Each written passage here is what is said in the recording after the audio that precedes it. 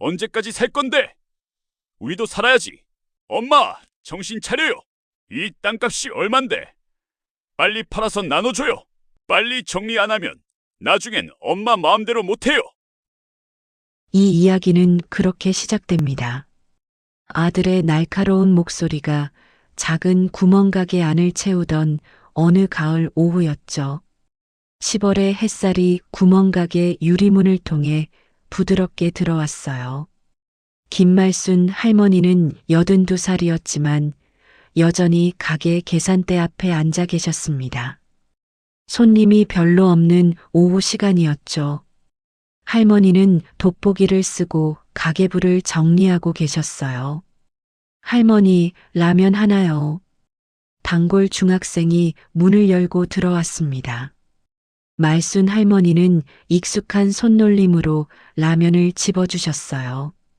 500원을 깎아주시는 건 늘 하시던 일이었죠. 공부 열심히 해야 해.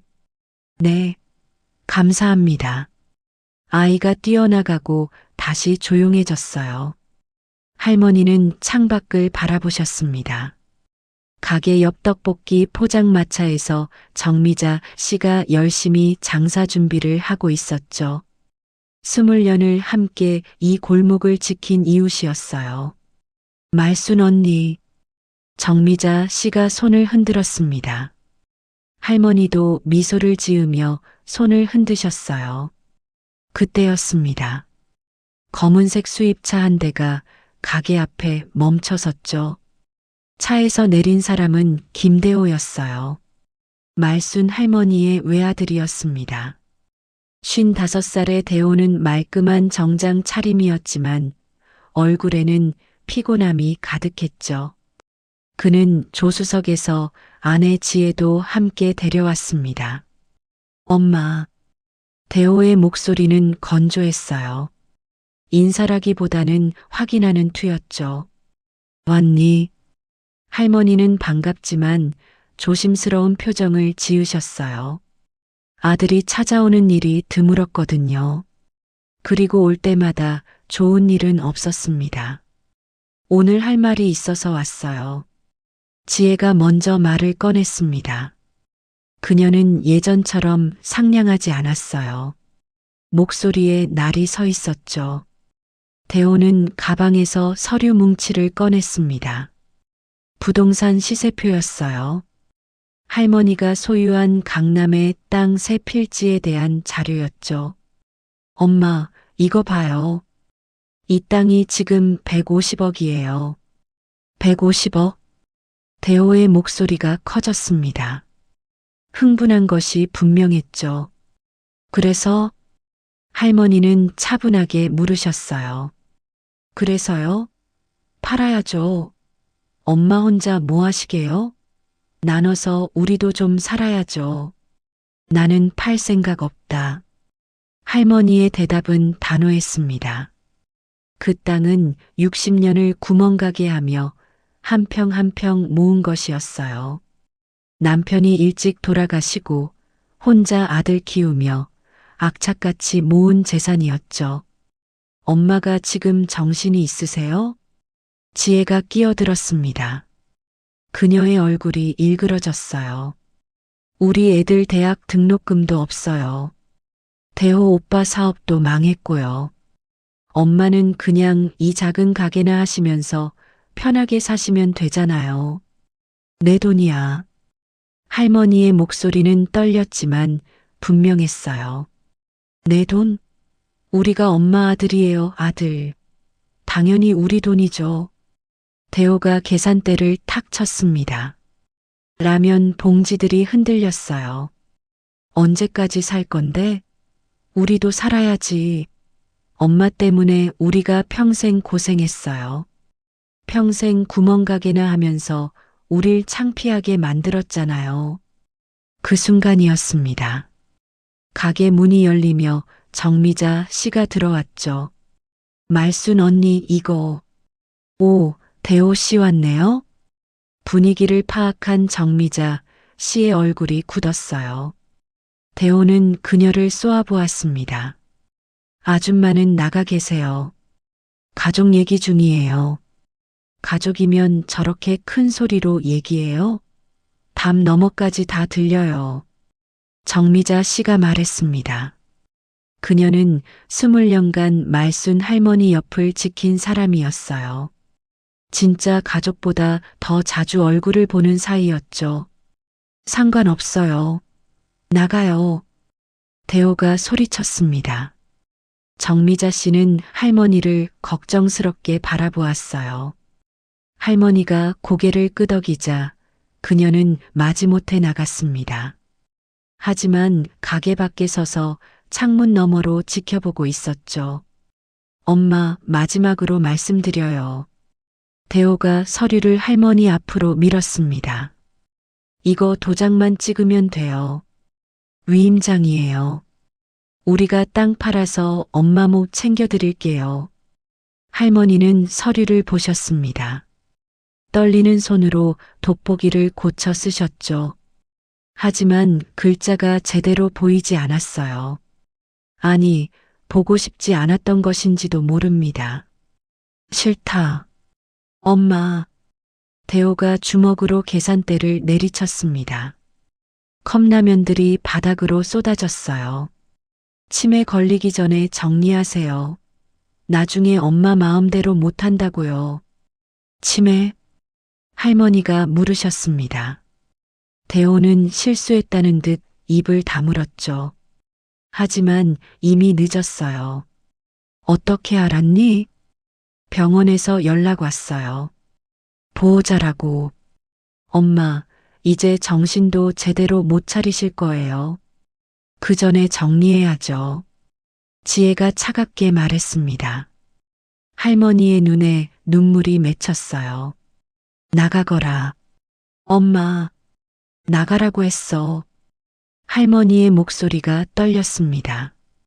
80평생 이렇게 큰 소리를 낸 적이 없었죠.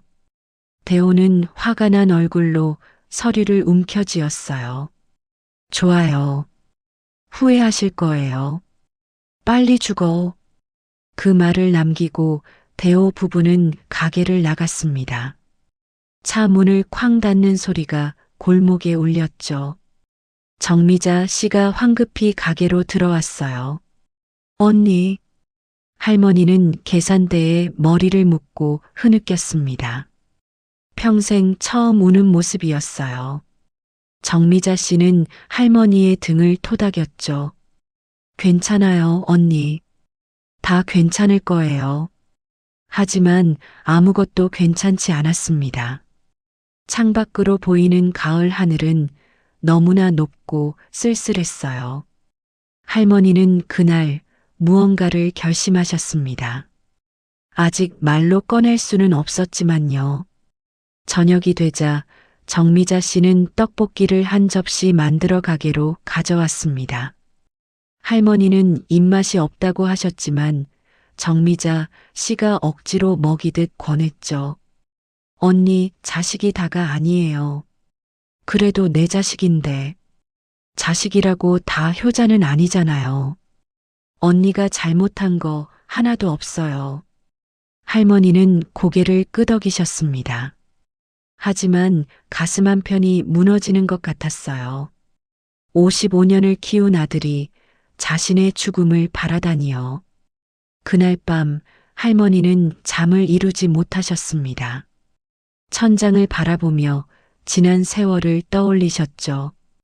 아들을 대학 보내려고 밤낮 없이 일하던 날들, 아들이 결혼할 때 목돈 쥐어주던 날, 손주들 태어났을 때 기뻐하던 순간들이요. 하지만 이제는 알았습니다. 그 모든 것이 아들에게는 그저 당연한 것이었다는 걸요. 사랑이 아니라 의무였고 감사가 아니라 권리였던 거죠. 새벽 5시 할머니는 일어나 가게 문을 여셨습니다. 아직 어둠이 남아있는 골목이었어요. 하지만 할머니의 마음속에는 어떤 빛이 켜지고 있었습니다. 변화의 시작이었죠. 사흘 후 아침 말순 할머니는 동네 병원을 찾으셨습니다. 최근 들어 자주 깜빡하는 일이 많아졌거든요. 어제 먹은 저녁 메뉴가 기억나지 않고 단골 손님 이름이 입에서 맴돌기만 할 뿐 나오지 않았어요. 김말순 환자분, 진료실로 들어오세요. 간호사의 목소리가 들렸습니다. 할머니는 떨리는 다리로 일어나셨죠. 진료실 문을 열자 20년을 다닌 주치의 선생님이 심각한 얼굴로 앉아 계셨어요. 할머니, 앉으세요. 의사는 모니터를 돌려 보여주었습니다. 뇌 사진이었어요. 할머니는 그게 뭔지 잘 몰랐지만 의사의 표정만 봐도 좋은 소식이 아니라는 걸 알 수 있었죠. 검사 결과가 나왔습니다. 초기 치매로 보입니다. 치매요? 할머니의 목소리가 잠겼어요. 네. 아직 초기라 일상생활은 가능하십니다.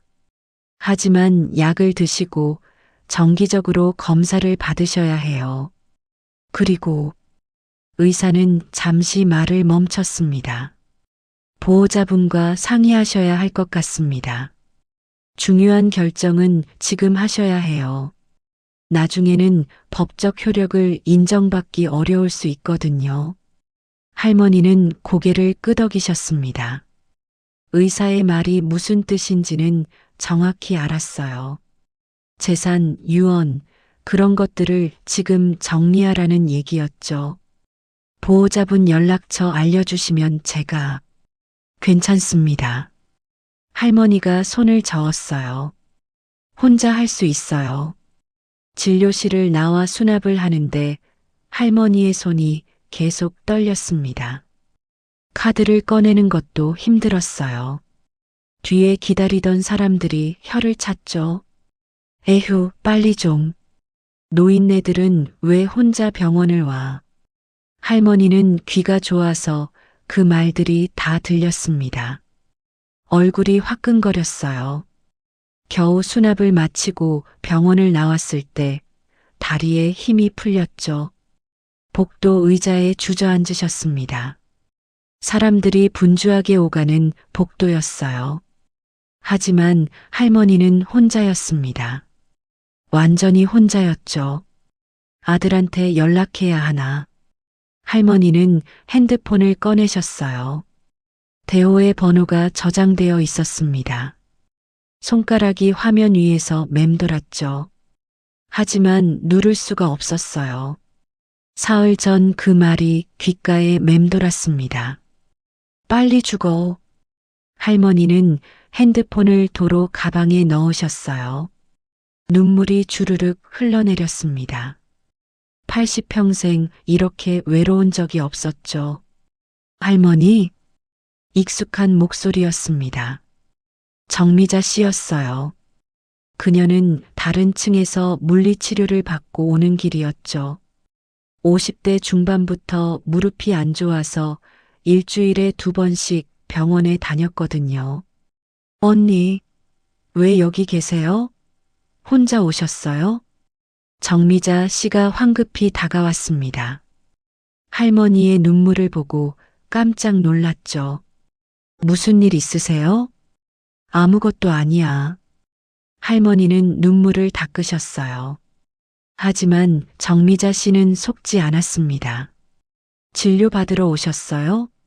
어디 아프세요? 그냥 검사 좀 했어. 결과가 안 좋으세요? 할머니는 대답 대신 고개를 돌리셨습니다. 정미자 씨는 할머니 옆에 앉았어요. 그리고 조용히 손을 잡아드렸죠. 언니, 저한테 말해줘요. 나 믿잖아요. 할머니는 한참을 망설이다가 입을 여셨습니다. 치매래. 초기라고. 정미자 씨의 눈이 커졌어요. 하지만 놀란 표정은 금방 사라졌습니다. 대신 더 꽉 손을 잡아드렸죠. 아직 초기면 괜찮아요. 약 먹으면 천천히 진행된대요. 우리 동네 김할머니도 10년째 잘 사시잖아요. 그래도 뭐요? 언니 아직 팔팔하세요. 나보다 건강하다고. 정미자 씨의 목소리는 밝았지만 눈가는 촉촉했어요. 할머니는 그걸 알아챘습니다. 대호한테는 말하지 마. 네, 아들한테는 알려야죠. 알려봤자 소용없어. 사흘 전에 와서 난리쳤어. 땅 팔라고. 할머니는 그날 있었던 일을 정미자 씨에게 들려주셨습니다. 아들의 폭언, 며느리의 찬 눈빛, 그리고 마지막 그 말까지요. 정미자 씨의 얼굴이 굳어졌어요. 그런 인간이 내 자식이야.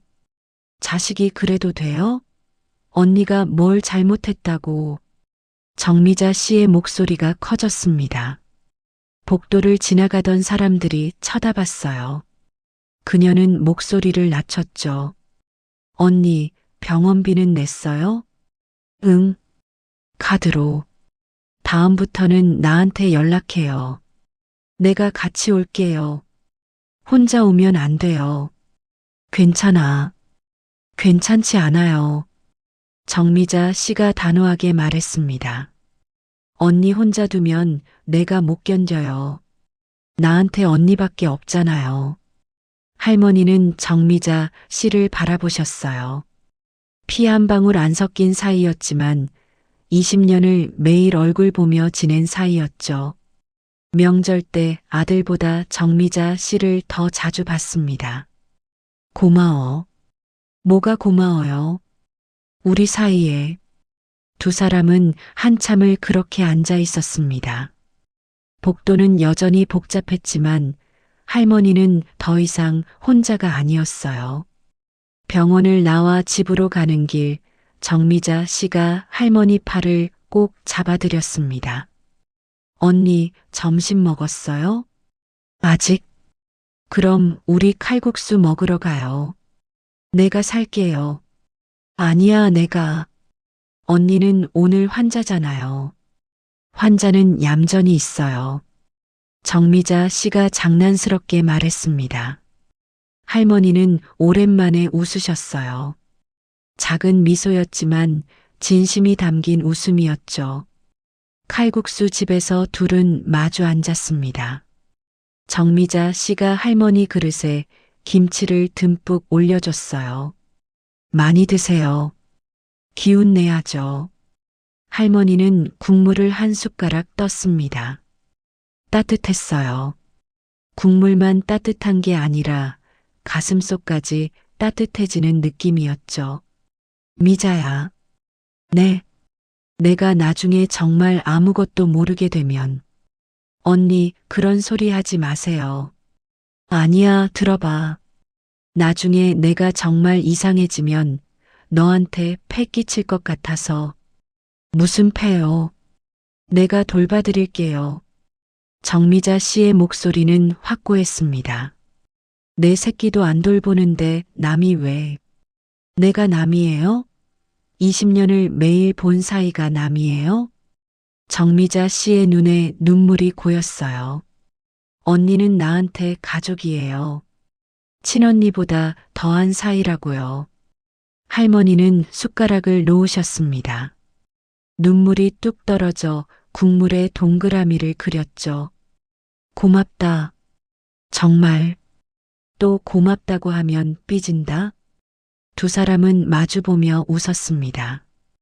밖에서는 가을비가 내리기 시작했어요. 하지만 식당 안은 따뜻했습니다. 그날 저녁 할머니는 가게로 돌아오셨어요. 정미자 씨가 포장마차 정리를 도와드리겠다고 했지만 할머니는 혼자 있고 싶다고 하셨죠. 가게 불을 끄고 2층 집으로 올라가셨습니다. 작은 원룸이었어요. 40년을 혼자 산 공간이었죠. 할머니는 서랍을 열었습니다. 오래된 사진첩이 나왔어요.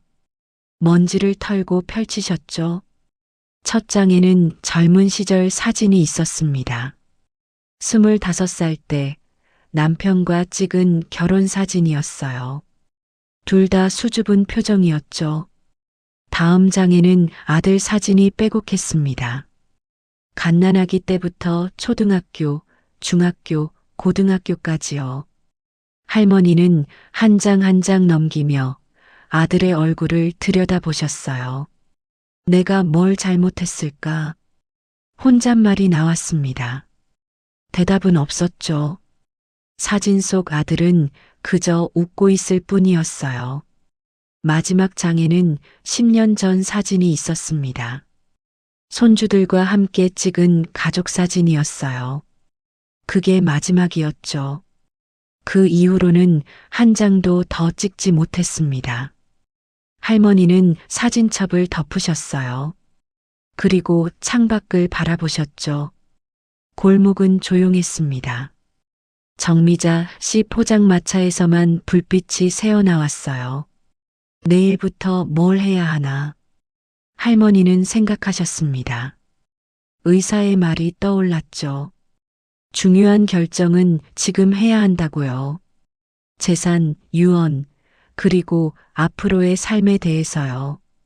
할머니는 가방에서 병원 진단서를 꺼내셨습니다.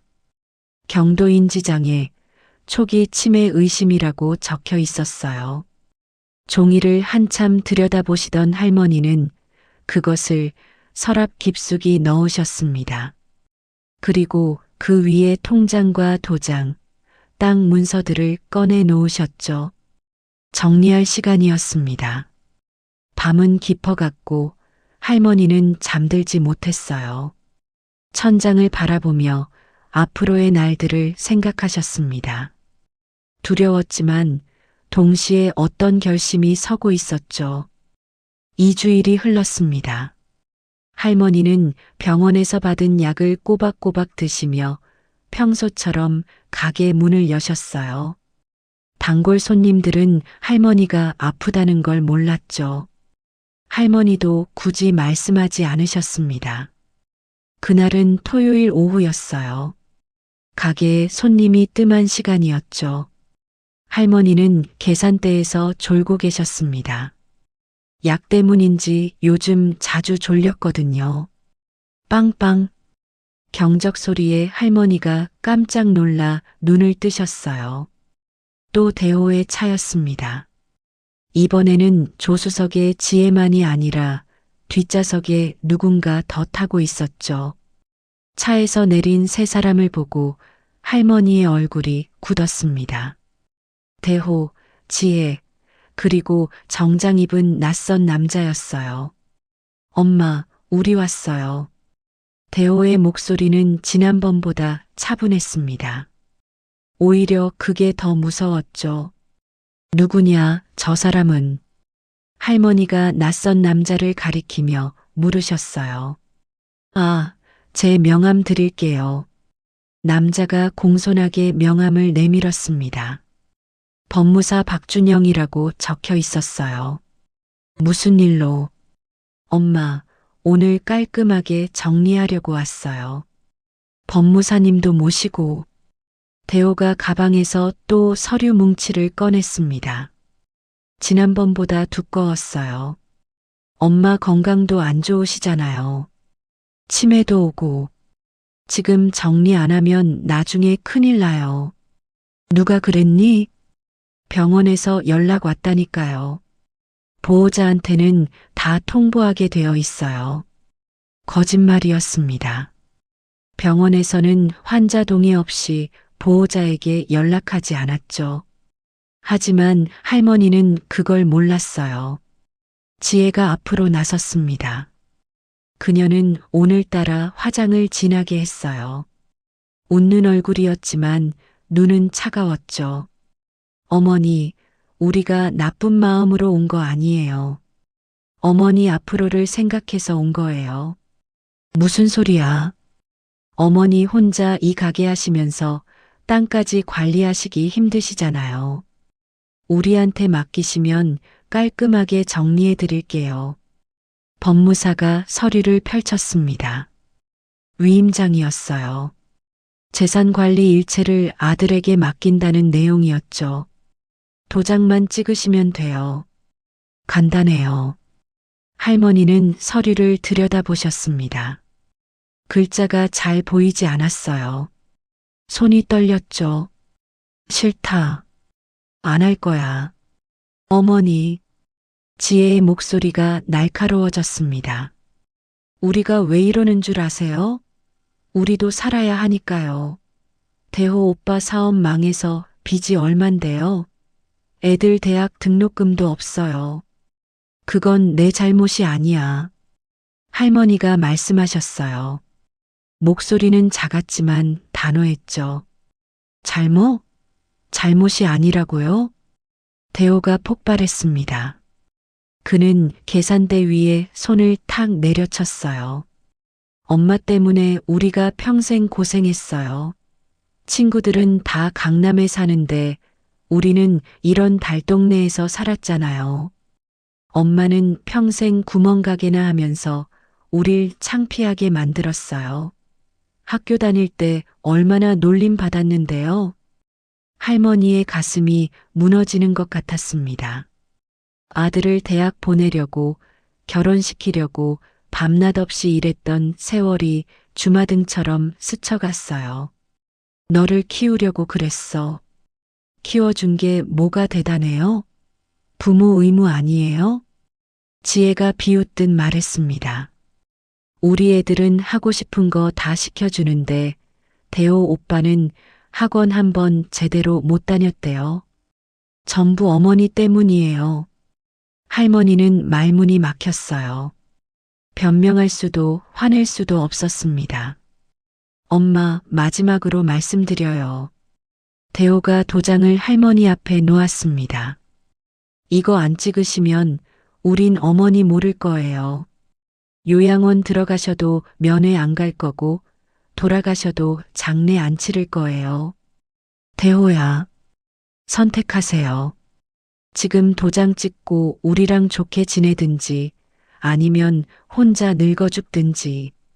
바로 그때였습니다. 가게 문이 벌컥 열렸어요. 뭐 하는 짓들이에요? 정미자 씨였습니다.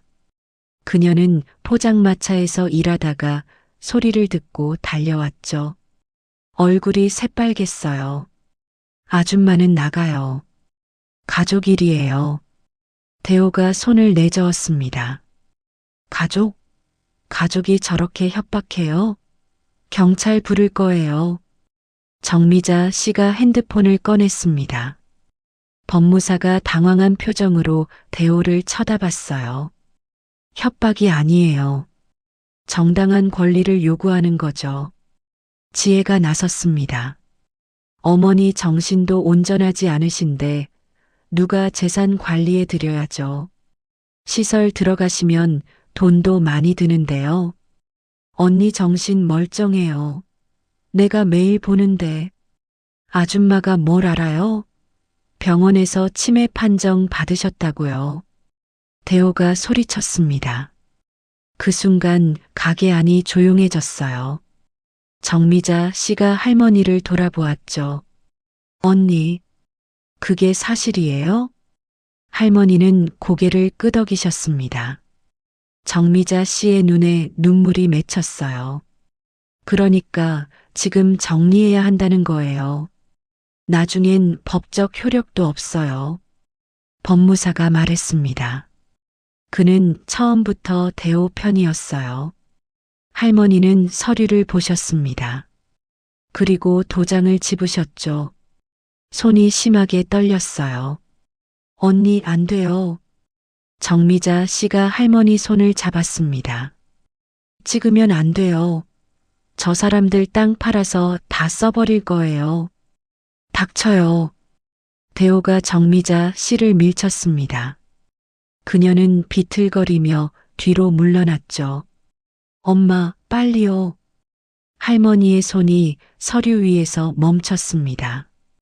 도장은 종이에 닿지 않았어요. 못하겠다. 뭐라고요? 못해.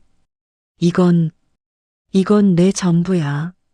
할머니의 목소리가 떨렸습니다. 60년을 모은 거야. 너 키우고 결혼시키고 손주들 용돈 주려고 모은 거라고.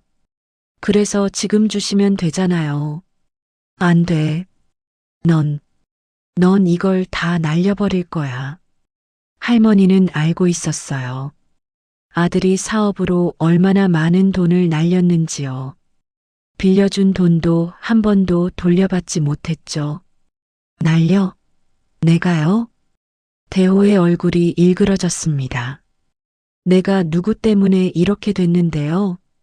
엄마가 제대로 뒷받침만 해줬어도 나 이렇게 안 됐어요.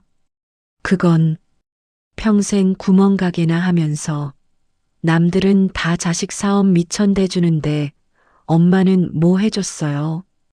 대호가 소리쳤습니다. 침이 튀었죠. 땅 3필지나 갖고 계시면서 우리한텐 단돈 1,000만 원도 안 주셨잖아요. 줬어. 내 결혼할 때 5,000만 원 줬어.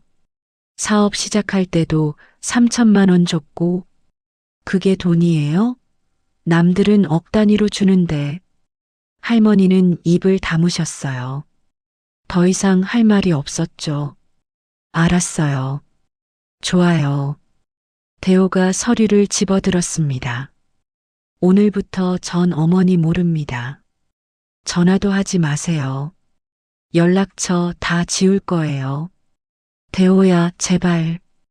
요양원 들어가시든 거리에 나앉으시든 상관없어요. 혼자 늙어 죽으세요. 그 말을 남기고 대호는 밖으로 나갔습니다. 지혜가 따라 나가면서 독한 눈빛으로 할머니를 쏘아봤어요. 후회하실 거예요. 나중에 무릎 꿇고 빌어도 소용없을 거예요. 법무사도 난처한 표정으로 명함을 거두었습니다. 필요하시면 연락 주세요.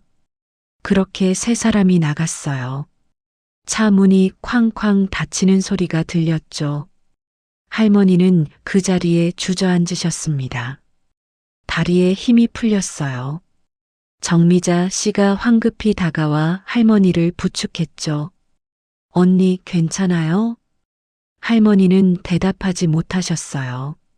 눈물만 주르륵 흘러내렸습니다. 잘하셨어요, 언니. 도장 안 찍으신 거 잘하셨어요. 정미자 씨가 할머니를 안았습니다. 할머니는 그녀 품에서 한참을 울었어요.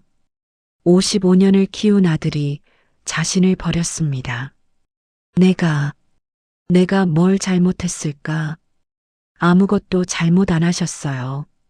언니 잘못 하나도 없어요. 그럼 왜 날 버리는 거야? 정미자 씨는 대답할 수 없었어요. 그저 할머니를 꼭 안아드릴 뿐이었죠. 해가 저물어 갔습니다. 가게 안은 어두워졌지만 아무도 불을 켜지 않았어요. 두 사람은 그렇게 한참을 앉아 있었습니다. 밖에서는 저녁 장사 시간이 시작됐지만 정미자 씨는 포장마차를 열지 않았어요. 오늘은 할머니 곁을 지켜야 했으니까요.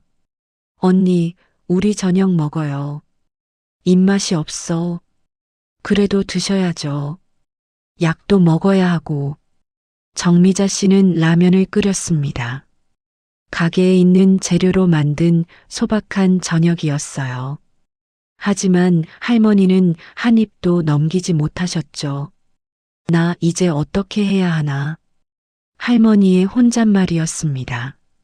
정미자 씨는 할머니 손을 꼭 잡았어요. 내가 있잖아요, 언니. 나 있어요. 그 말에 할머니는 고개를 들으셨습니다. 정미자 씨는 웃고 있었어요. 눈물 범벅인 얼굴로요.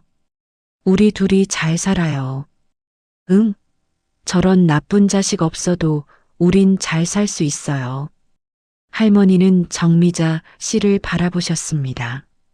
그리고 천천히 고개를 끄덕이셨죠. 그날 밤 할머니는 결심하셨습니다. 이제는 정말로 정리할 때가 왔다고요. 피가 아니라 마음으로 가족을 정해야 할 때라고요. 창밖으로 달이 떠올랐습니다. 차갑지만 밝은 달이었어요. 다음 날 아침 할머니는 일찍 일어나셨어요. 어젯밤 한숨도 못 주무셨지만 마음은 오히려 또렷했습니다. 해야 할 일이 분명해졌으니까요.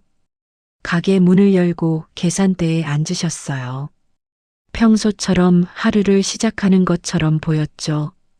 하지만 할머니의 머릿속은 복잡했습니다. 할머니, 우유 한 개요. 단골 초등학생이 뛰어들어왔어요. 할머니는 우유를 건네주시며 머리를 쓰다듬어 주셨죠. 학교 잘 다녀와. 네. 아이가 나가고 할머니는 가계부를 펼치셨습니다. 하지만 숫자가 눈에 들어오지 않았어요. 자꾸 어제 일이 떠올랐죠. 혼자 늙어 죽으세요. 아들의 마지막 말이 귓가에 맴돌았습니다. 할머니는 가계부를 덮으셨어요. 점심시간이 되자 정미자 씨가 도시락을 들고 왔습니다. 언니, 아침 안 드셨죠? 내가 해왔어요. 고마워. 두 사람은 가게 안에서 조용히 식사를 했어요. 정미자 씨가 반찬을 할머니 앞으로 밀어드렸죠. 많이 드세요. 기운 내야 해요. 미자야. 네. 나 오후에 나가봐야 할 때가 있어. 어디요? 할머니는 잠시 망설이셨습니다. 경로당. 영희한테 물어볼 게 있어. 정미자 씨는 고개를 끄덕였어요. 박영희 회장은 동네에서 가장 현명한 어르신으로 통했죠. 70평생 온갖 일을 겪으셨고 조언도 잘해주셨습니다. 내가 같이 갈까요? 아니야. 혼자 갈게. 오후 2시 할머니는 경로당으로 향하셨어요. 언덕길을 올라가는 게 예전보다 힘들었습니다. 숨이 찼죠. 하지만 멈추지 않으셨어요. 경로당 문을 열자 익숙한 냄새가 났습니다. 된장찌개 냄새였어요. 점심을 막 끝낸 모양이었죠. 말순이 왔네. 오랜만이야, 말순아. 어르신들이 반갑게 인사하셨어요. 할머니는 고개를 숙여 인사하셨죠. 영희 언니 계세요? 안에 계셔. 들어가 봐. 박영희 회장은 작은 방에서 장부를 정리하고 계셨습니다. 경로당 운영비를 꼼꼼히 기록하는 중이었죠. 말순이? 영희는 안경을 벗고 할머니를 바라보았어요. 그리고 금방 알아챘습니다. 무슨 일 있구나. 할머니는 고개를 끄덕이셨어요. 영희는 장부를 덮고 옆자리를 톡톡 쳤죠. 앉아. 천천히 얘기해. 할머니는 지난 일주일간 있었던 일을 들려주셨습니다. 치매 진단, 아들의 협박, 어제 있었던 일까지요. 영희는 한마디 말없이 들었어요. 가끔 고개를 끄덕이거나 한숨을 쉴 뿐이었죠. 그래서 어쩌려고? 영희가 물었습니다. 모르겠어요. 어떻게 해야 할지. 뭐가 걱정이야? 도장 안 찍은 건 잘한 거야. 하지만 대호가 진짜 날 버릴 것 같아요. 할머니의 목소리가 떨렸어요. 영희는 한참 할머니를 바라보다가 입을 열었습니다. 말순아, 내 얘기 좀 해줄까? 네. 나도 자식 있잖아. 딸 둘. 영희의 두 딸은 모두 서울에 살았어요. 한 명은 의사, 한 명은 교수였죠. 동네 사람들이 다 부러워하는 자식들이었습니다. 얘들이 작년의 날 서울로 모시겠대. 그래서요? 안 갔어. 영희는 창밖을 바라보았어요. 좋은 아파트 구해놨다고 하더라. 넓고 따뜻하다고. 근데 난 싫었어. 왜요? 거기 가면 난 손님이 될 것 같았거든. 영희는 할머니를 돌아보았습니다. 자식들 눈치 보면서 방 한 칸에 처박혀서 조용히 죽는 날만 기다리는 거지. 그게 무슨 삶이야? 할머니는 아무 말도 하지 못했어요. 나는 여기가 좋아. 친구들 있고, 내가 할 일도 있고, 자식한테 짐 안 되면서 내 방식대로 사는 게 훨씬 나아. 하지만, 자식인데, 자식이라고 다 가족이 아니야. 영희의 목소리는 단호했습니다. 진짜 가족은 옆에 있어주는 사람이야. 내가 힘들 때 달려오는 사람. 그게 가족이지, 피가 가족이 아니야. 할머니는 정미자 씨를 떠올렸어요. 어제도, 오늘도, 언제나 옆에 있어주는 사람이었죠. 말순아, 넌 뭐가 제일 무서워? 혼자 남는 게요. 할머니가 솔직하게 대답하셨습니다. 치매 걸려서 아무것도 모르게 되고 아무도 날 찾지 않는 게 무서워요. 그럼 준비해. 네. 혼자가 아니게 만들면 되잖아. 영희는 할머니 손을 잡았어요. 내 재산은 내 거야. 너한테 진짜로 필요한 사람들한테 주면 돼. 그 사람들이 너를 지켜줄 거야. 할머니의 눈이 커졌습니다. 그게 괜찮을까요? 왜 안 괜찮아? 내 돈인데. 영희는 미소 지었어요. 말수나 착한 것도 좋지만 이젠 내 생각 좀 해. 평생 남 생각만 하고 살았잖아. 할머니는 가만히 고개를 끄덕이셨어요. 영희의 말이 가슴에 와닿았습니다. 유언장 써. 영희가 말했습니다. 지금 정신 멀쩡할 때 유언장 쓰고 공증 받아. 내가 진짜 주고 싶은 사람한테 주는 거야. 대우는 법으로 정해진 만큼 받을 거야. 그걸로 충분해.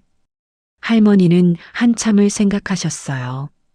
그리고 천천히 입을 열었습니다.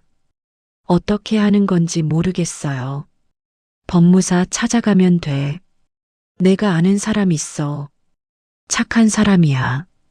영희는 메모지에 전화번호를 적어 주었습니다. 이준석이라고. 우리 경로당 법률 상담해주는 분이야. 돈도 안 받아. 그 친구한테 부탁해봐.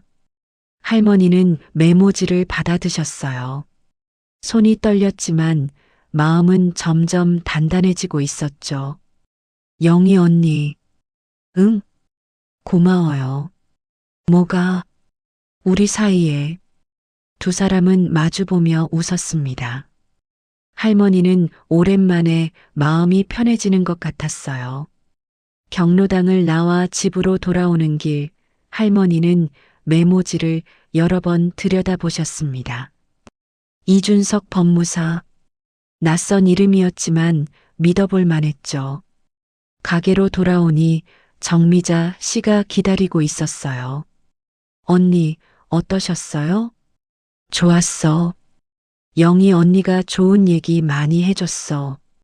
할머니는 정미자 씨에게 메모지를 보여주셨습니다. 이 사람한테 전화해 볼까 해. 법무사요? 정미자 씨가 놀란 표정을 지었어요. 네. 유언장 쓰려고. 언니, 내 마음 정했어. 할머니의 목소리는 확고했습니다. 이제 내가 주고 싶은 사람한테 주려고. 대우는 법으로 정해진 만큼만 줄 거야. 정미자 씨의 눈에 눈물이 고였어요. 잘 생각하셨어요, 언니. 그날 저녁 할머니는 이준석 법무사에게 전화를 걸었습니다. 손이 떨렸지만 번호를 눌렀어요. 여보세요? 젊은 남자 목소리였습니다. 차분하고 따뜻한 목소리였죠. 저 박영희 회장님께 소개받았는데요. 아, 경로당 영희 회장님이요? 무슨 일이세요? 유언장을 쓰고 싶어서요. 전화 너머로 잠시 침묵이 흘렀습니다. 할머니, 혹시 내일 사무실로 오실 수 있으세요? 천천히 상담해 드릴게요. 네. 갈게요. 주소 문자로 보내드릴게요. 걱정 마시고 편하게 오세요. 전화를 끊고 할머니는 한숨을 내쉬셨어요. 첫걸음을 뗀 것 같았습니다. 창밖을 보니 정미자 씨가 포장마차를 정리하고 있었어요. 빨간 조명이 어둠 속에서 따뜻하게 빛났죠. 할머니는 그 모습을 한참 바라보셨습니다. 20년을 함께 이 골목을 지킨 사람. 어떤 날은 아들보다 더 자주 본 사람이었죠. 진짜 가족은 옆에 있어주는 사람. 영희의 말이 다시 떠올랐습니다. 할머니는 고개를 끄덕이셨어요. 그날 밤 할머니는 서랍에서 통장과 도장, 땅 문서를 꺼내셨습니다. 그리고 하나하나 펼쳐보셨죠. 강남의 땅 3필지. 60년을 모은 재산이었어요. 누구에게 줄 것인가? 이제는 분명했습니다. 할머니는 종이를 꺼내 메모를 하기 시작하셨어요. 떨리는 손으로 천천히요. 정미자에게 땅 1필지, 경로당 건물 기금으로 1필지, 동네 아이들 장학금으로 나머지. 쓰고 보니 마음이 편했습니다. 이게 맞는 것 같았어요. 대호에게는? 할머니는 잠시 망설이다가 적었습니다. 대호에게는 법정 유류분만. 그리고 마지막 줄에 이렇게 적으셨죠. 내 자식은 맞지만 내 가족은 아니었습니다. 메모를 다 쓰고 나니 할머니는 처음으로 홀가분해지셨어요. 짐을 내려놓은 것 같았죠. 밖에서 정미자 씨가 포장마차 문을 닫는 소리가 들렸습니다. 할머니는 창문을 열고 손을 흔드셨어요. 미자야. 네, 언니. 내일 아침에 같이 나가자. 법무사 사무실 갈 건데. 알았어요. 정미자 씨가 환하게 웃으며 손을 흔들었습니다. 할머니도 웃으셨어요. 오랜만에 진심으로 웃는 얼굴이었죠. 그날 밤 할머니는 깊이 잠드셨습니다. 오랜만에 악몽 없이 편안한 잠이었어요. 새로운 시작이었습니다. 다음 날 아침 9시 할머니와 정미자 씨는 버스를 탔어요. 이준석 법무사 사무실은 시내에 있었습니다. 버스로 40분 거리였죠. 언니 떨려요? 정미자 씨가 물었습니다. 할머니는 가방을 꼭 안고 계셨어요. 안에는 통장과 도장, 땅 문서가 들어 있었죠. 응, 좀 잘하실 거예요. 영희 회장님이 추천하신 분이니까 믿어도 돼요. 버스가 시내에 도착했습니다. 두 사람은 내비게이션을 보며 골목길을 걸었어요. 할머니는 숨이 찼지만 멈추지 않으셨죠. 저기에요. 정미자 씨가 작은 건물을 가리켰습니다. 2층에 이준석 법무사 사무실이라는 간판이 보였어요. 계단을 올라 문을 열자 깔끔한 사무실이 나왔습니다. 젊은 남자가 일어나 인사했죠. 어서 오세요. 이준석입니다. 40대 중반으로 보이는 남자였어요. 안경을 쓴 인상이 온화했습니다. 앉으세요. 차 드릴까요? 괜찮아요. 할머니는 조심스럽게 의자에 앉으셨어요. 정미자 씨가 옆에 앉았죠. 이준석은 메모장을 펼쳤습니다. 영희 회장님께 얘기 들었어요. 유언장 작성하러 오셨다고요. 네. 먼저 여쭤볼게요. 가족관계가 어떻게 되세요? 할머니는 천천히 설명하셨습니다. 남편은 30년 전에 돌아가셨고 아들이 하나 있다고요. 손주가 둘이고요.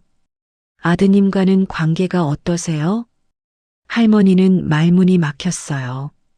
이준석은 기다려 주었습니다. 재촉하지 않았죠. 안 좋아요. 할머니가 작게 말씀하셨어요. 어떻게 안 좋으신데요? 할머니는 지난 일들을 들려주셨습니다. 아들의 폭언, 협박, 그리고 마지막 말까지요. 이준석은 고개를 끄덕이며 메모했어요. 그래서 유언장을 쓰시려는 거군요. 네. 제 재산을 아들한테 다 주고 싶지 않아요. 어디에 주시고 싶으세요? 할머니는 가방에서 어젯밤 쓴 메모지를 꺼내셨습니다. 떨리는 손으로 건넸죠. 이준석은 메모지를 읽었습니다. 표정이 진지해졌어요. 정미자 씨가 옆에 계신 분이시죠? 네. 정미자 씨가 대답했습니다. 할머니와 무슨 관계세요? 20년 이웃이요. 매일 같이 장사하고 같이 밥 먹고 가족 같은 사이예요. 이준석은 고개를 끄덕였습니다.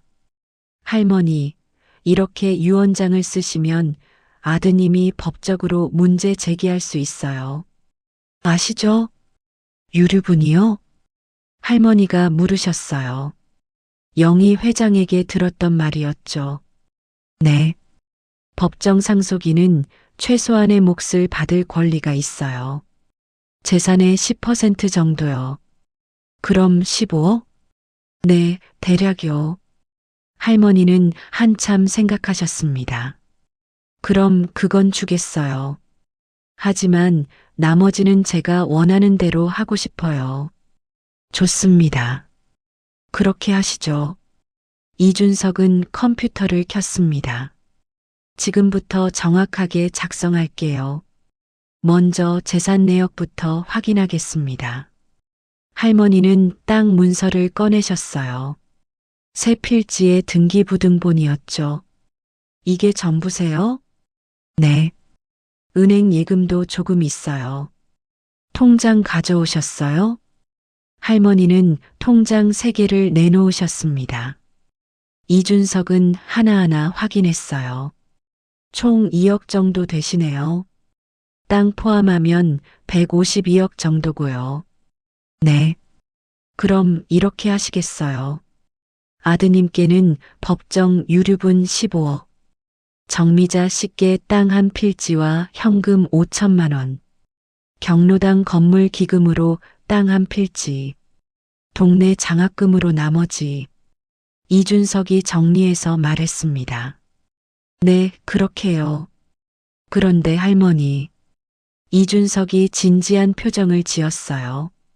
이렇게 하시면 아드님이 분명히 소송 걸 거예요. 유언장 무효 소송이요. 무효요? 치매가 있으시다고 하셨죠? 그걸 이유로 들 거예요. 정신이 온전하지 않았다고. 할머니의 얼굴이 굳었습니다. 그럼 어떻게 해요? 지금 정신감정을 받으셔야 해요. 병원에서 검사받고 현재 판단 능력이 온전하다는 진단서를 받는 거죠. 그게 가능할까요? 할머니는 불안했어요. 치매 초기 진단을 받았으니까요. 초기면 충분히 가능해요. 중요한 건 지금 이 순간 할머니가 본인의 의사를 분명히 표현하실 수 있다는 거예요. 이준석은 달력을 펼쳤습니다. 내일 제가 아는 병원에 예약 넣어드릴게요. 정신과 전문의한테 검사 받으시면 돼요. 얼마나 걸려요? 검사는 2시간 정도요. 결과는 일주일 후에 나와요.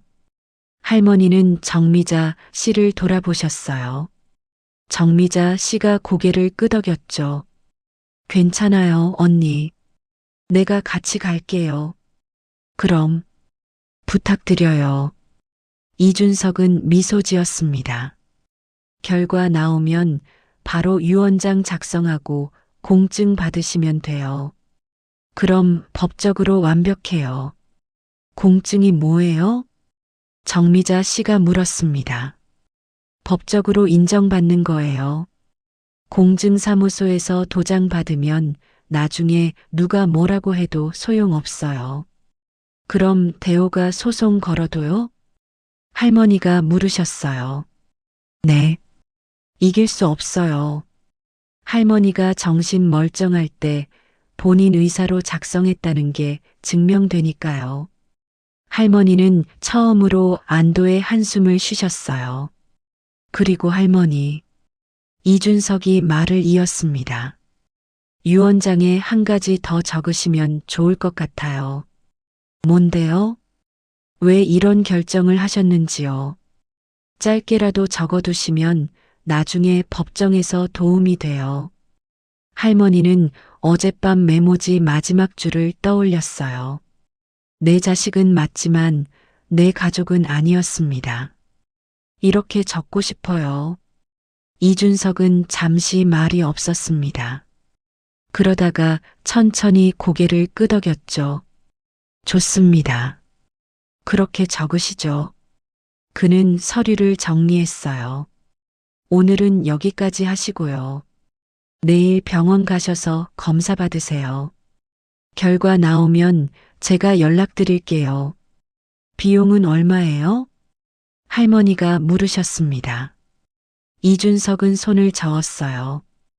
영희 회장님 소개로 오신 분은 안 받아요. 그럼 안 되죠. 괜찮아요. 저도 경로당에서 많이 배웠어요. 이런 걸로 돈 받으면 안 되죠. 정미자 씨가 고마워하는 표정을 지었어요. 정말 감사합니다. 아니에요. 제가 도와드릴 수 있어서 다행이에요. 사무실을 나오는 길, 할머니는 한결 가벼워진 것 같았어요. 계단을 내려가며 정미자 씨에게 말씀하셨죠. 미자야, 잘 될 것 같아. 당연하죠. 다 잘 될 거예요. 두 사람은 손을 맞잡고 골목길을 걸었습니다. 햇살이 따뜻했어요. 다음 날 할머니는 정미자 씨와 함께 병원에 갔습니다. 정신과 전문의가 여러 가지 검사를 했어요. 기억력 테스트, 판단력 테스트, 그리고 긴 면담이었죠. 할머니, 오늘이 며칠이죠? 10월 23일이요. 대통령이 누구예요? 윤석열이요. 100에서 7씩 빼보세요. 93, 86, 79. 검사는 2시간 넘게 이어졌습니다. 할머니는 지쳤지만 최선을 다하셨어요. 마지막으로 의사가 물었습니다. 할머니, 왜 유언장을 쓰시려고 해요? 제 재산이니까요. 제가 주고 싶은 사람한테 주고 싶어요. 아드님은요? 아들은 절 버렸어요. 그러니 저도 아들을 버리는 거예요. 할머니의 목소리는 분명했습니다. 떨림 하나 없었죠. 의사는 고개를 끄덕였어요. 알겠습니다. 일주일 후에 결과 나와요. 그때 진단서 드릴게요. 병원을 나오며 정미자 씨가 말했습니다. 언니 정말 잘하셨어요. 대답도 다 정확하셨고. 그래. 네.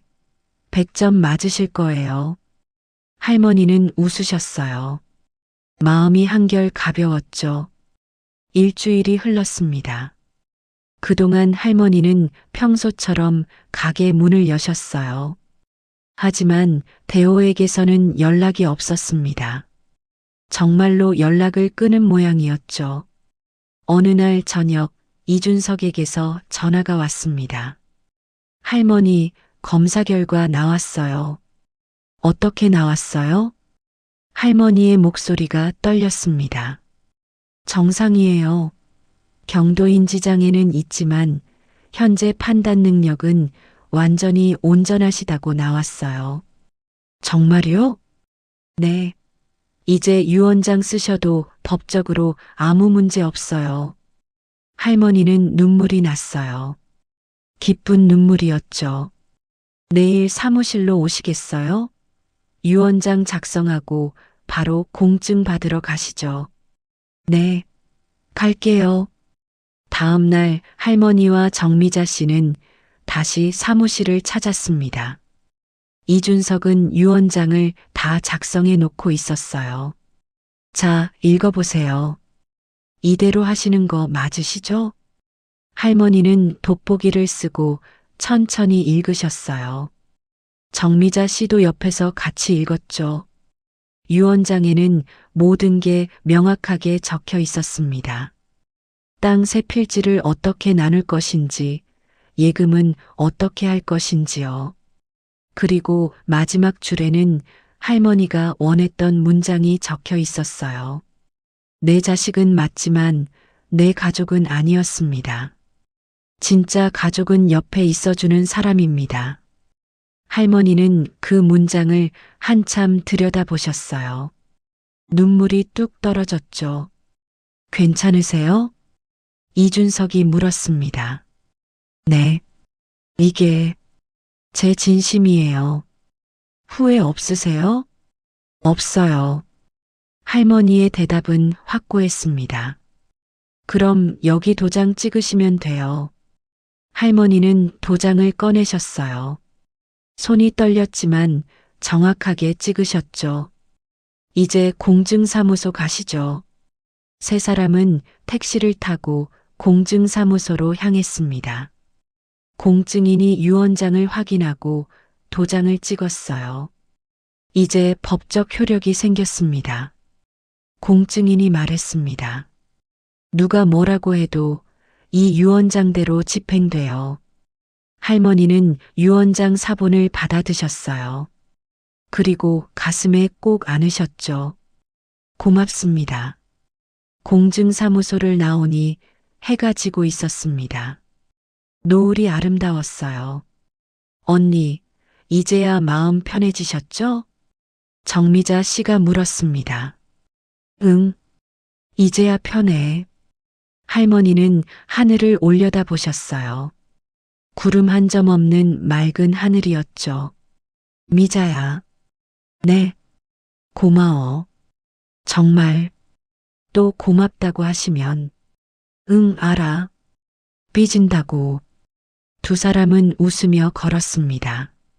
집으로 돌아가는 길이었어요. 그날 밤 할머니는 유언장 사본을 금고에 넣으셨습니다. 그리고 침대에 누우셨죠. 오랜만에 마음이 평온했어요. 무거운 짐을 내려놓은 것 같았습니다. 할머니는 창밖을 바라보셨어요. 별이 빛나고 있었죠. 이제 괜찮아. 이제 다 괜찮아. 할머니는 그렇게 중얼거리며 눈을 감으셨습니다. 편안한 잠이었어요. 유언장을 작성하고 6개월이 흘렀습니다. 봄이 왔고 여름이 지나가고 다시 가을이 찾아왔어요. 할머니의 몸은 조금씩 약해지고 있었습니다. 손에 힘이 없어져서 물건을 자주 떨어뜨렸어요. 계단을 오르내리는 것도 힘들어졌죠. 할머니, 오늘은 제가 올라가서 가져다 드릴게요. 단골 손님들이 2층까지 물건을 날라다 주기 시작했습니다. 할머니는 미안해 하셨지만 거절할 수 없었어요. 정미자 씨는 매일 아침 저녁으로 할머니를 찾아왔습니다. 밥을 챙겨드리고 약 드시는 것도 확인했죠. 언니, 오늘 드셨어요? 응. 아까 먹었어. 거짓말. 냄비 깨끗한데요? 정미자 씨는 부엌에서 라면을 끓였습니다. 할머니는 입맛이 없다고 하셨지만 정미자 씨가 한 숟가락씩 떠먹여 드렸어요. 언니, 병원 가야 해요. 얼굴색이 안 좋아요. 괜찮아. 그냥 피곤한 거야. 안 괜찮아요. 내일 같이 가요. 할머니는 고개를 끄덕이셨어요. 거부할 힘도 없었죠. 다음 날 병원에 갔습니다. 의사는 여러 가지 검사를 했어요. 그리고 심각한 표정으로 말했죠. 할머니, 입원하셔야겠어요. 입원요? 네. 간 수치가 안 좋으시고 심장도 약해지셨어요. 집에서는 위험해요. 할머니는 창밖을 바라보셨습니다. 얼마나 있어야 해요? 일단 일주일 보고요. 상태 봐서 더 있으셔야 할 수도 있어요. 그날부터 할머니는 병원 생활을 시작하셨습니다. 4인실이었지만 다른 환자들도 다들 노인이었어요. 정미자 씨는 매일 병원에 왔습니다. 포장마차 장사를 마치고 저녁마다 찾아왔죠. 언니, 오늘 죽 끓여왔어요. 고마워. 할머니는 조금씩 죽을 드셨어요. 정미자 씨는 할머니 곁에 앉아 동네 소식을 들려주었죠. 가게는 잠깐 닫았어요. 언니 퇴원하시면 같이 다시 열어요. 미안해. 너 장사 못하게 하고. 무슨 말씀을. 언니가 더 중요하죠. 일주일이 지났지만 할머니는 퇴원하지 못했어요. 상태가 나아지지 않았죠. 조금만 더 계세요. 약 효과 나타나려면 시간이 걸려요. 의사는 그렇게 말했지만 할머니는 알고 있었어요. 자신의 시간이 얼마 남지 않았다는 걸요. 어느 날 저녁 할머니는 정미자 씨를 불렀습니다. 미자야. 네, 언니. 내가 부탁할 게 있어. 할머니는 가방에서 봉투를 꺼내셨어요. 유언장 사본이 들어 있었죠. 이거 이준석 씨한테 전해줘. 내가 만약 안 되면. 언니, 무슨 소리예요? 정미자 씨의 목소리가 떨렸어요. 괜찮을 거예요. 금방 나으실 거라고요. 미자야, 나도 알아. 내 몸이니까. 할머니는 정미자 씨 손을 잡으셨어요. 너한테 너무 미안해. 폐만 끼쳤어. 무슨 폐예요? 우리 사이에 그게 뭐예요? 고마워. 정말 고마워. 두 사람은 한참을 손을 잡고 있었습니다. 말없이요. 2주일이 더 지났습니다. 할머니는 점점 말수가 줄었어요. 밥도 거의 드시지 않으셨죠. 어느 날 밤 할머니가 갑자기 의식을 잃으셨습니다. 간호사가 황급히 의사를 불렀어요. 보호자분 연락하셨어요? 네, 지금 오고 있어요. 정미자 씨가 달려왔을 때 할머니는 중환자실에 계셨습니다. 산소 마스크를 쓰고 누워 계셨죠. 할머니, 정미자 씨가 유리창 너머로 울부짖었어요. 간호사가 말렸죠. 조용히 하세요. 다른 환자분들 계세요. 언니, 제발. 정미자 씨는 주저앉아 울었습니다. 의사가 나왔어요. 가족분이세요? 네. 아니, 이웃이에요. 혈족 가족은 안 계세요? 아들이 있는데 연락이 안 돼요. 정미자 씨는 떨리는 손으로 대호에게 전화를 걸었습니다. 여러 번 시도했지만 받지 않았어요. 문자를 보냈죠. 대호 씨, 어머니가 위독하세요. 병원에 오세요. 1시간이 지나도 답장이 없었습니다. 정미자 씨는 다시 전화를 걸었어요. 이번에는 지혜가 받았죠. 왜 전화하세요? 지혜의 목소리는 차갑했습니다. 어머니가 위독하세요. 병원에 좀 오세요. 우리랑 상관없어요. 뭐라고요? 어머니가 작년에 우릴 자식으로 안 본다고 하셨잖아요. 우리도 이제 모르는 사람이에요. 사람이 그럴 수가 있어요? 친어머니가 죽어가는데 죽으면 연락 주세요.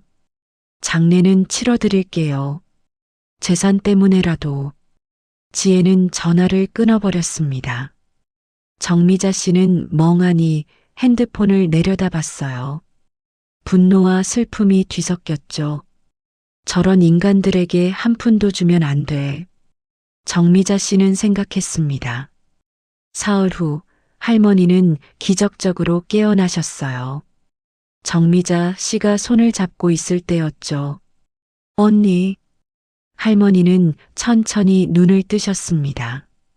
정미자 씨를 보고 희미하게 웃으셨어요.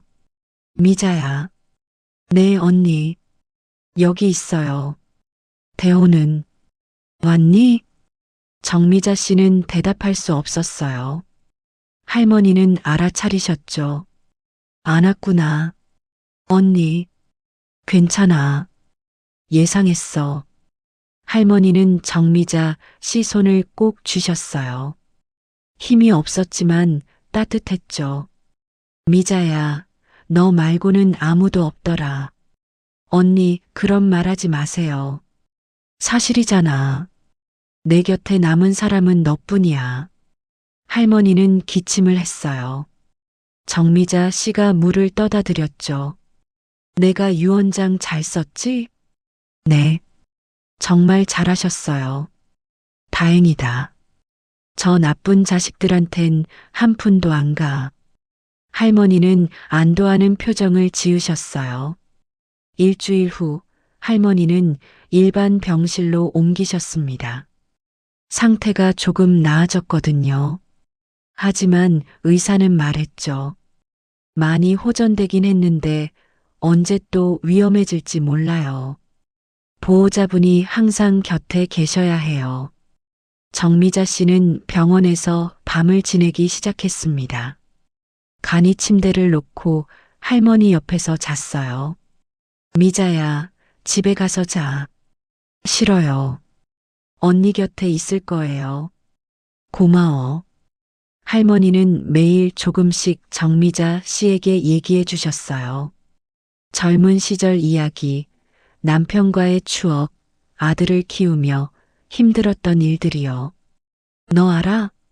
대호가 어렸을 땐 정말 착했어. 그랬어요? 응. 학교 갔다 오면 꼭 안아줬어. 엄마 오늘도 고생했어라고. 할머니의 눈에 눈물이 맺혔어요. 언제부터 변한 걸까? 언제부터 날 돈으로만 본 걸까? 언니 잘못 아니에요. 알아. 이젠 알아. 할머니는 고개를 끄덕이셨어요. 그래서 내가 유언장 쓴 거야. 내 인생은 내가 정리하는 거지. 시간이 흘렀습니다. 할머니는 서서히 약해지셨어요. 말도 잘 안 나오고 움직이는 것도 힘들어 하셨죠. 어느 날 밤 할머니가 정미자 씨를 불렀습니다. 미자야. 네, 언니. 나 곧 갈 것 같아. 무슨 소리예요? 아직 괜찮으시잖아요. 아니야. 느껴져. 내 몸이니까. 할머니는 정미자 씨 손을 잡으셨어요. 너한테 마지막 부탁이야. 뭐든지 말씀하세요. 장례는 조용하게 치러줘. 경로당 사람들하고만. 네. 그리고 대호가 와도 유언장 내용 절대 알려주지 마. 나중에 알아서 알게 될 거야. 알겠어요, 언니. 할머니는 희미하게 웃으셨어요. 너 만나서 정말 행복했어. 저도요, 언니. 진짜 가족은 피가 아니라 마음이더라. 네, 언니. 미자야, 고마워. 평생 고마워. 그날 밤 할머니는 조용히 눈을 감으셨습니다. 정미자 씨가 손을 잡고 있을 때였어요. 언니, 언니. 정미자 씨가 간호사를 불렀습니다. 의사가 달려왔지만 이미 늦었어요. 임종하셨습니다. 의사가 조용히 말했습니다. 정미자 씨는 할머니를 안고 울었어요. 한참을 울었죠. 언니, 언니. 밖에는 비가 내리고 있었습니다. 가을 비였어요. 할머니는 그렇게 조용히 세상을 떠나셨습니다. 83년의 삶이었죠. 정미자 씨는 떨리는 손으로 대호에게 전화를 걸었습니다. 이번에는 대호가 받았어요. 뭐예요? 어머니, 돌아가셨어요. 전화 너머로 침묵이 흘렀습니다. 장례식장 어디예요? 병원 장례식장이에요. 알았어요. 대호는 그렇게 말하고 전화를 끊었습니다. 슬픔도 후회도 없는 목소리였어요. 정미자 씨는 핸드폰을 내려다봤습니다. 그리고 중얼거렸죠. 언니, 잘 가세요. 이제 편히 쉬세요. 창밖에 비는 계속 내렸습니다. 밤은 깊어갔어요. 장례식장은 조용했습니다. 빈소에는 할머니의 영정사진이 놓여 있었어요. 구멍가게에서 찍은 사진이었죠. 할머니는 환하게 웃고 계셨습니다. 정미자 씨는 상주석에 앉아 조문객을 맞이했어요. 검은 상복을 입었지만 눈은 새빨갛게 부어 있었죠. 고인의 명복을 빕니다. 동네 사람들이 하나둘 찾아왔습니다. 구멍가게 단골들, 경로당 어르신들, 떡볶이 포장마차 단골들이요. 말순 씨 참 좋은 분이셨는데 우리 애들 학교 갈 때마다 과자 하나씩 챙겨주셨어요. 맨날 웃으시던 분인데 조문객들은 할머니를 기억하며 눈물을 흘렸어요. 박영희 회장도 왔습니다. 그녀는 영정 앞에 오래 서 있었어요. 말순아, 잘 가. 영희는 절을 올리고 정미자 씨 옆에 앉았습니다. 힘들지? 네. 고생했어. 끝까지 지켜줘서 고마워. 영희가 정미자 씨 손을 잡아주었어요. 장례 이틀째 되는 날 오후 대호 부부가 도착했습니다. 그들은 검은 양복을 입고 있었어요. 하지만 눈은 건조했죠. 어머니, 대호는 영정 앞에 절을 했습니다. 형식적인 절이었어요. 마음이 담기지 않은 움직임이었죠. 지혜도 절을 했습니다. 그녀는 주변을 둘러보며 속삭였어요. 조문객 별로 없네. 시골 장례식이 다 그렇죠. 대호가 대답했습니다. 두 사람은 정미자 씨 앞에 섰어요. 수고하셨어요. 대호의 말투는 냉랭했습니다. 정미자 씨는 대답하지 않았어요. 그저 그들을 바라볼 뿐이었죠. 장례 비용은 제가 처리할게요. 영수증 모아두세요. 필요 없어요. 제가 다 했어요. 정미자 씨가 차갑게 말했습니다. 뭐라고요? 장례 비용, 병원비 다 제가 냈어요. 왜 맘대로 그래요? 아들이 있는데. 지혜가 목소리를 높였어요. 주변 사람들이 쳐다봤죠. 지난 6개월 동안 단 한 번도 안 오셨잖아요. 얼굴도 안 비쳤으면서 이제 와서 뭘 하시겠다고요? 정미자 씨의 목소리도 높아졌습니다. 우린 사정이 있었어요. 무슨 사정이요? 어머니가 병원에서 죽어가는데 올 수 없는 사정이 뭐가 있어요? 조문객들이 수군거리기 시작했어요. 대호의 얼굴이 붉어졌죠. 여기서 이러지 말아요. 창피하게. 창피한 건 당신들이에요. 정미자 씨가 소리쳤습니다. 어머니가 마지막까지 당신들 기다렸어요. 한 번이라도 오기를 바라셨다고요. 대호는 입을 다물었어요. 변명할 말이 없었죠. 됐어요. 우리끼리 얘기하죠.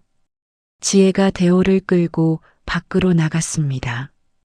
복도에서 두 사람은 속삭였어요. 여기서 싸우면 안 돼요. 사람들한테 욕먹어요. 알아요. 그냥 참죠. 발인까지 이틀 남았어요. 그때까지만 참아요. 그리고 나서는 유산 정리죠. 땅 세 필지 150억이에요. 다 우리 거예요. 지혜의 눈이 빛났습니다. 그 정미자란 여자는요? 뭐 해줄 수 있겠어요? 가족도 아닌데 법적으로 우리한테 다 오게 돼 있어요. 두 사람은 그렇게 속삭이며 웃었어요. 그들은 몰랐습니다. 복도 모퉁이에서 이준석 법무사가 그 대화를 다 듣고 있었다는 거요. 이준석은 전날 정미자 씨에게 연락을 받고 왔었어요. 유언장 집행을 준비하기 위해서였죠. 저런 인간들. 이준석은 고개를 저었습니다. 장례 사흘째, 발인 날 아침이었어요. 관을 운구차에 싣기 전 마지막 순서가 있었죠. 유언장 공개였습니다. 잠깐만요. 이준석이 나섰어요. 그는 서류 가방을 들고 있었죠. 누구세요? 대호가 물었습니다.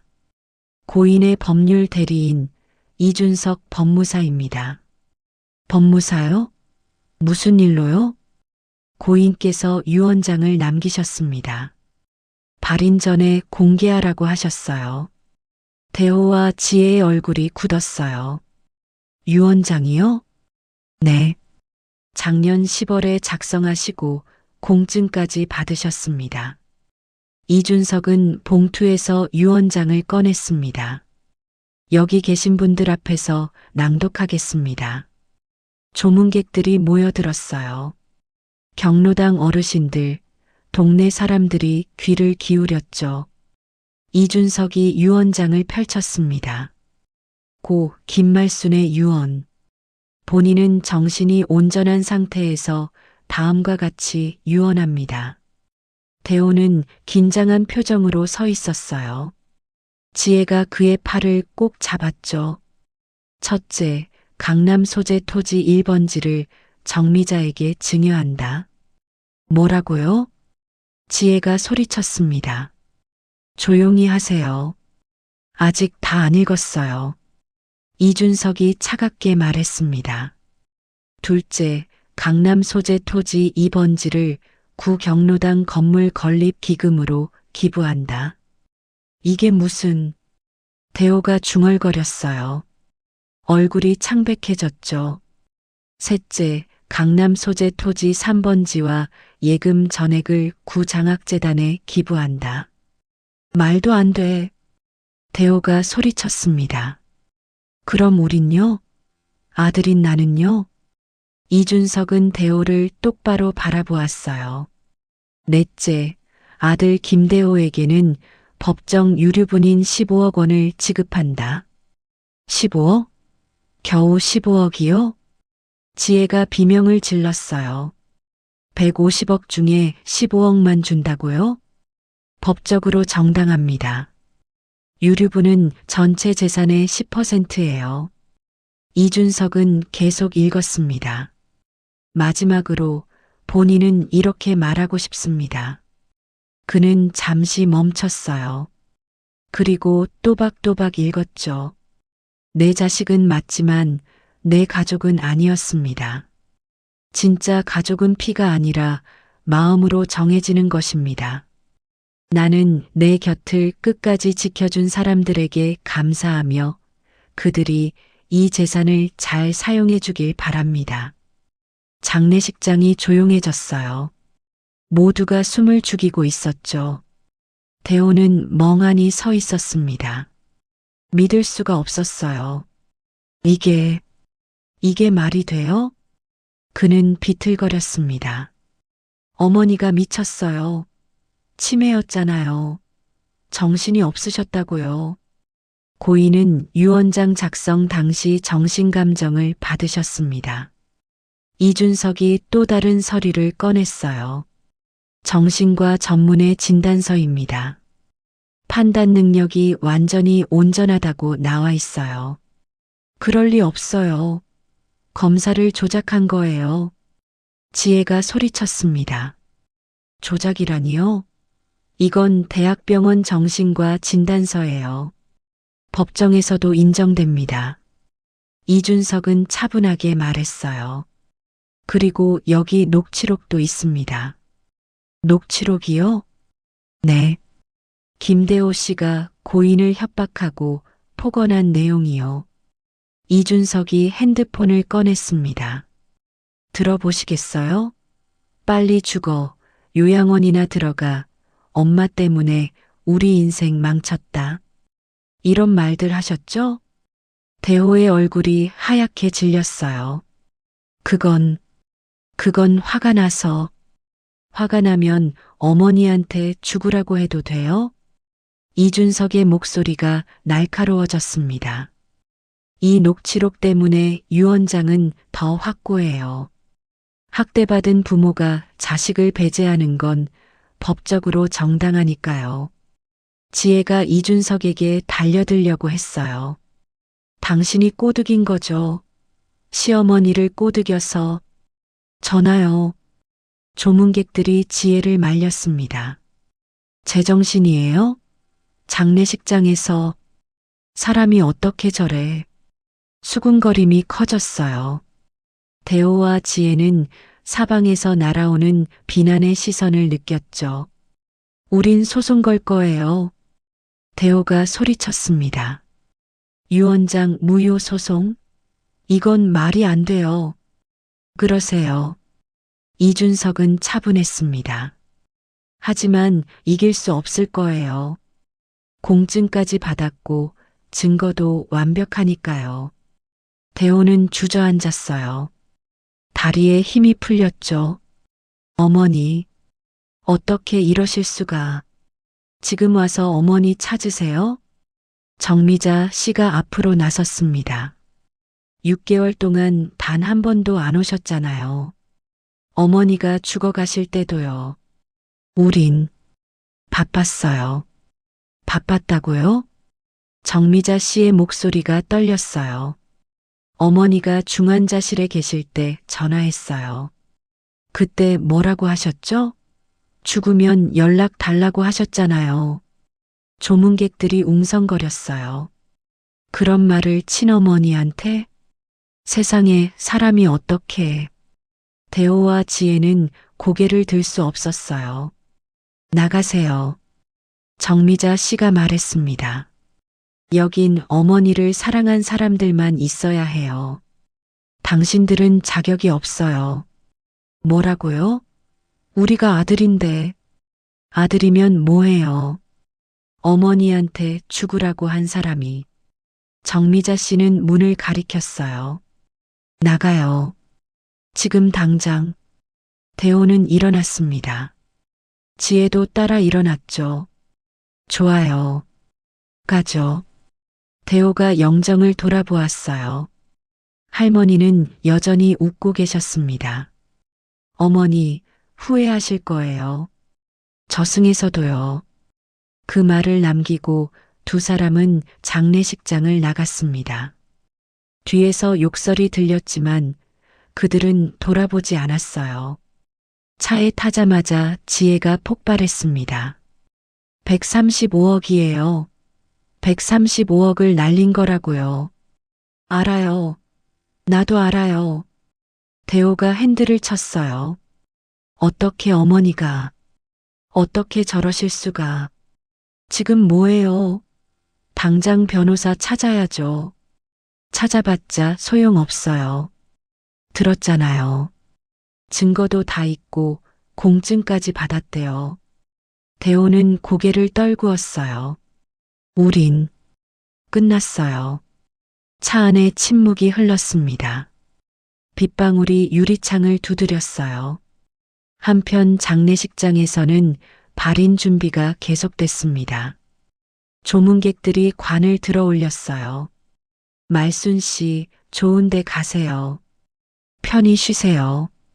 사람들이 마지막 인사를 했어요. 정미자 씨는 영정 사진을 들고 앞장섰습니다. 눈물이 계속 흘렀지만 걸음을 멈추지 않았어요. 언니, 제대로 된 사람들이 배웅해 드려요. 걱정 마세요. 정미자 씨는 속으로 중얼거렸습니다. 운구차가 출발했어요. 화장장으로 향하는 길이었죠. 빗속에서 차는 천천히 움직였습니다. 할머니의 마지막 길이었어요. 그리고 동시에 새로운 시작이기도 했습니다. 한 달 후 법원 복도는 차갑고 조용했어요. 대호와 지혜는 변호사와 함께 앉아 있었습니다. 어떻게 됐어요? 이길 수 있어요? 지혜가 다급하게 물었어요. 변호사는 고개를 저었습니다. 솔직히 말씀드리면 승산이 거의 없습니다. 그럴 리가요. 대호가 소리쳤어요.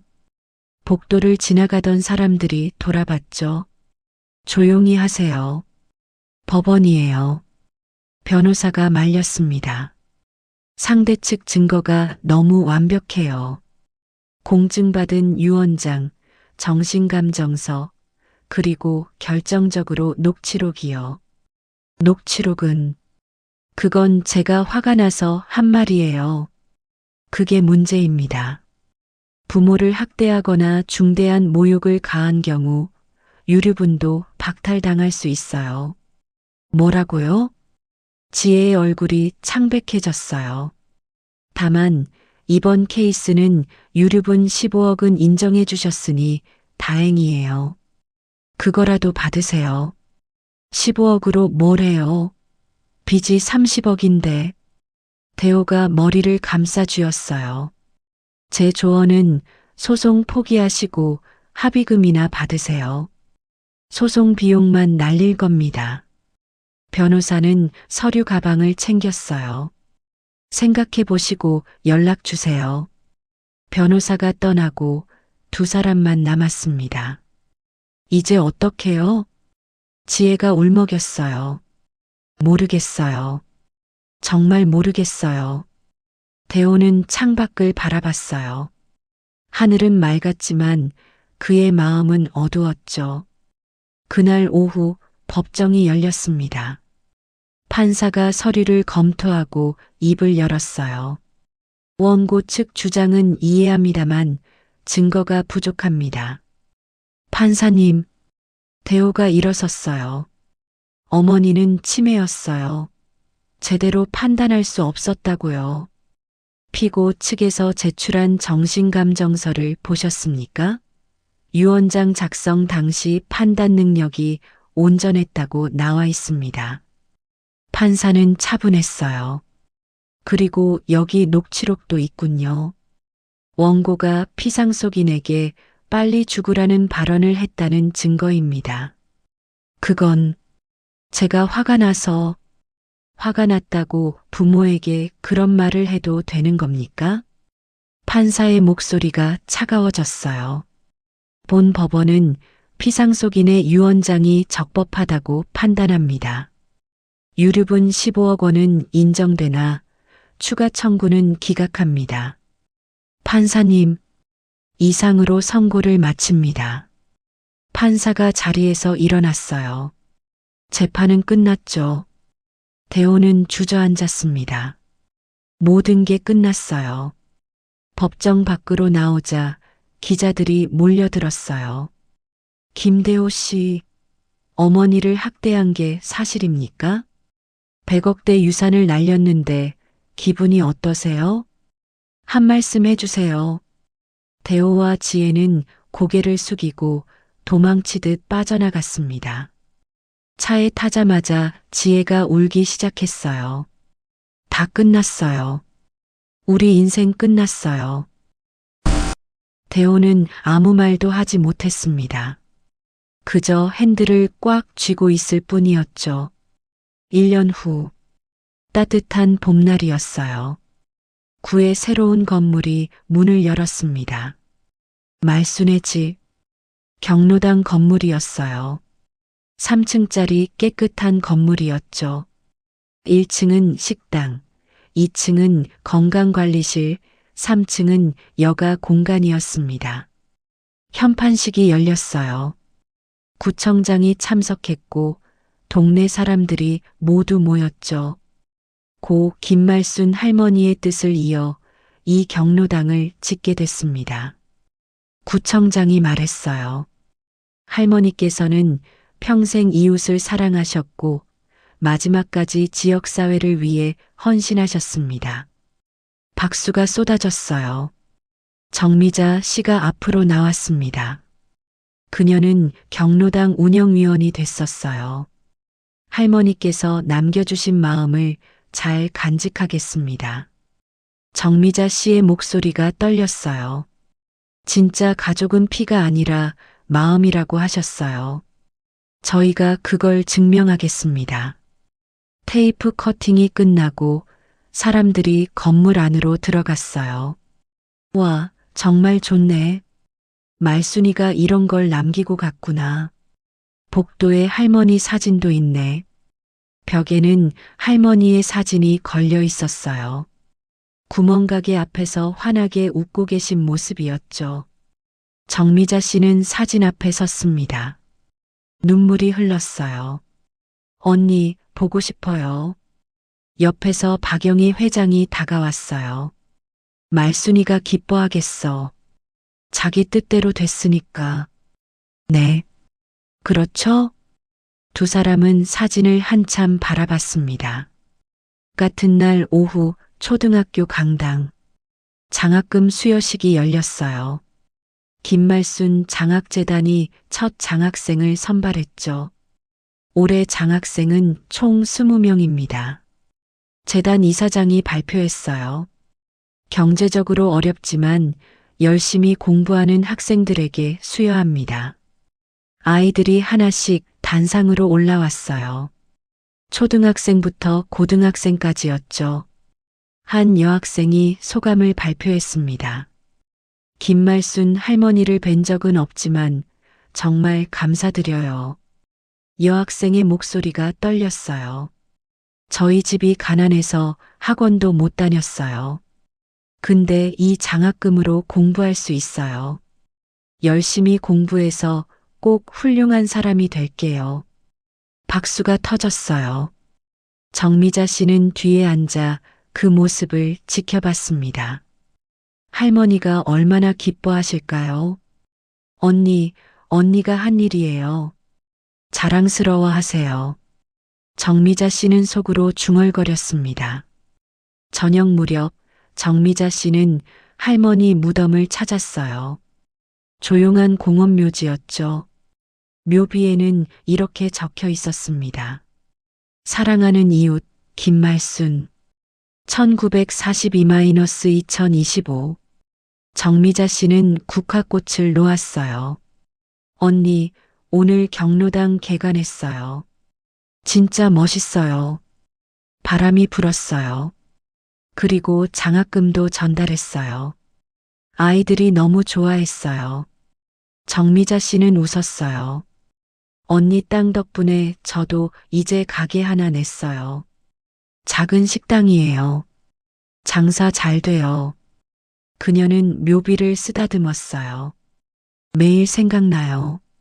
같이 장사하던 때, 같이 밥 먹던 때, 다 그리워요. 눈물이 떨어졌어요. 언니, 보고 싶어요. 정말. 해가 지고 있었어요. 노을이 아름다웠죠. 그래도 언니가 남긴 것들이 많아요. 경로당, 장학금, 그리고 저. 정미자 씨는 일어섰어요. 잘 살게요, 언니. 언니가 바란 대로 잘 살게요. 묘지를 내려오며 정미자 씨는 뒤돌아봤어요. 묘비에 석양이 비치고 있었죠. 그날 밤 정미자 씨는 자신의 작은 식당에 앉아 있었어요. 미잔의 집밥이라는 간판이었죠. 문이 열리며 손님들이 들어왔어요. 사장님, 된장찌개 2인분이요. 네, 금방 나와요. 정미자 씨는 부엌으로 들어가 냄비를 올렸어요. 할머니가 좋아하시던 된장찌개였죠. 사장님, 여기 말순 할머니 식당 맞죠? 젊은 손님이 물었어요. 네. 경로당 지으신 그분. 뉴스에서 봤어요. 멋있으시더라고요. 정미자 씨는 미소 지었어요. 네, 맞아요. 정말 멋진 분이셨어요. 그분 레시피로 요리하시는 거예요? 네. 40년 구멍가게 하시면서 만드신 맛이에요. 손님은 고개를 끄덕였어요. 그럼 더 기대되는데요. 음식이 나오고 손님들이 맛있게 먹기 시작했어요. 와, 진짜 맛있다. 집밥 맛이네요. 자주 와야겠어요. 정미자 씨는 주방에서 그 모습을 지켜봤습니다. 가슴이 따뜻해졌어요. 언니, 제가 언니 마음을 이어가고 있어요. 같은 시각, 서울 외곽의 작은 원룸. 대호는 컴퓨터 앞에 앉아 있었어요. 이력서를 쓰고 있었죠. 지난 1년 모든 게 무너졌습니다. 재판에서 지고, 빚에 쪼들리고, 회사에서 잘렸어요. 집도 넘어가고, 차도 넘어갔죠. 지혜는 이혼 서류를 던지고 떠났습니다. 이제 남은 건 15억 뿐이었어요.